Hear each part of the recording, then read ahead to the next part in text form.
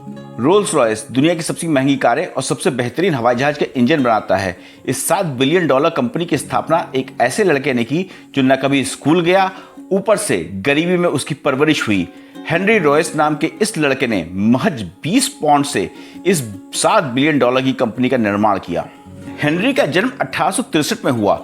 उसके माता और पिता मैरी और जेम्स एक आटा चक्की चलाते थे, लेकिन उनका बिजनेस अच्छा नहीं चल रहा था और 1866 में दिवालिया हो गए, जिस वजह से परिवार को काम की तलाश में लंदन आना पड़ा। महज 4 साल की उम्र में हेनरी को खेत में चिड़ियों को भगाने का अपना पहला काम शुरू करना पड़ा था। जब हेनरी 9 साल के हुए तभी उनके पिता की मृत्यु हो गई। परिवार को सपोर्ट करने के लिए हेनरी को अखबार बेचने पड़े और टेलीग्राम डिलीवरी बॉय के रूप में काम करना पड़ा। जब हेनरी 15 साल के हुए तो उनकी मौसी ने एक छोटी सी फीस देकर हेनरी को ग्रेट नॉर्दर्न कंपनी में एक ट्रेनिंग के तौर पर भेज दिया। यहाँ हेनरी ने तरह तरह के औजारों का प्रयोग करना सीखा और अपने हाथों में हुनर पैदा किया। 17 साल की उम्र में हेनरी ने लीड्स में एक उपकरण बनाने वाली कंपनी में काम करना शुरू किया, जहाँ पगार के तौर पर उसे 1 पेनी प्रति घंटे मिलते थे।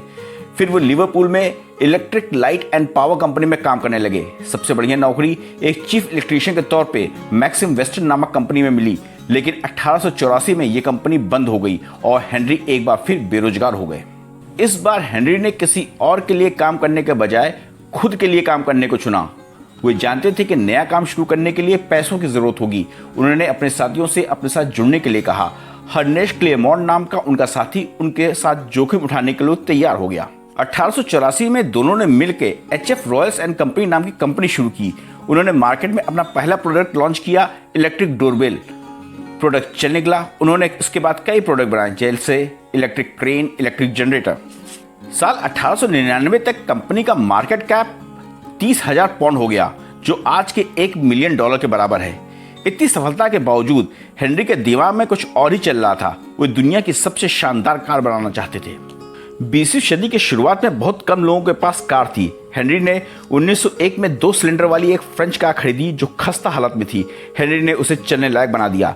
हेनरी ने फैसला लिया कि उन्हें अब खुद की कार बनानी चाहिए। 1904 में उन्होंने 3 कारों का निर्माण किया, जिसका मॉडल नाम था रॉयस 10। उनकी इस कार से प्रभावित होकर उनके एक ग्राहक ने हेनरी को चार्ल्स रोल्स नाम के एक कार डीलर से मिलवाया।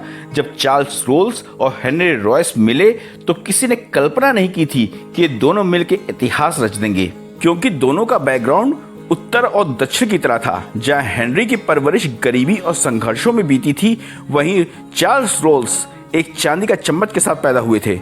लेकिन कारों को लेकर दोनों का जुनून एक जैसा था और इसी जुनून की वजह से रोल्स रॉयस नाम के ब्रांड का जन्म होता है। चार्ल्स रोल्स का जन्म 1877 में हुआ था। वो इंग्लैंड में कार रखने वाले पहले लोगों में से एक थे। उन्होंने अपनी पहली कार 18 साल की उम्र में खरीदी थी। चार्ल्स को रफ्तार पसंद थी। उनके पास 83 मील प्रति घंटे की रफ्तार से कार चलाने का एक रिकॉर्ड था, जो उस जमाने में बहुत था। वह ग्रेट ब्रिटेन में पायलट का लाइसेंस हासिल करने वाले दूसरे व्यक्ति थे। चार्ल्स को लग्जरी पसंद थी। वो अमूमन 3 या 4 सिलेंडर वाली कारें पसंद करते थे, लेकिन जब उन्होंने हेनरी की बनाई 2 सिलेंडर वाली रॉयस 10 चलाई तो वो उस पर फिदा हो गए।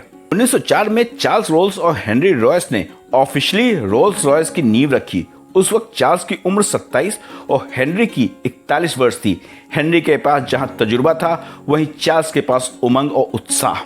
हेनरी और चार्ल्स एक दूसरे के पूरक थे। उन्होंने 1904 में पेरिस कार शो में अपनी पहली कार रोल्स रॉयस 10 HP दिखाया।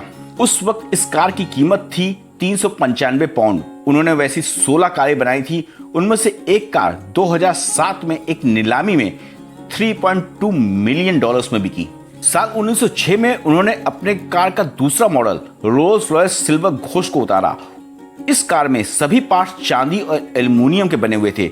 उन्होंने कार के प्रचार के लिए एक बार 15,000 किलोमीटर चल चुके सिल्वर घोस्ट के इंजन को चालू करके उस पर एक गिलास पानी रख दिया। पानी नहीं छलका, जिससे साबित हो गया कि सिल्वर घोस्ट का इंजन शांत है। उस वक्त सिल्वर घोस्ट दुनिया की सबसे बेहतरीन कार थी। जब वो कारों की दुनिया में फेमस हो गए तो चार्ल्स ने हेनरी से हवाई जहाज का इंजन बनाने के लिए कहा, लेकिन हेनरी ने मना कर दिया।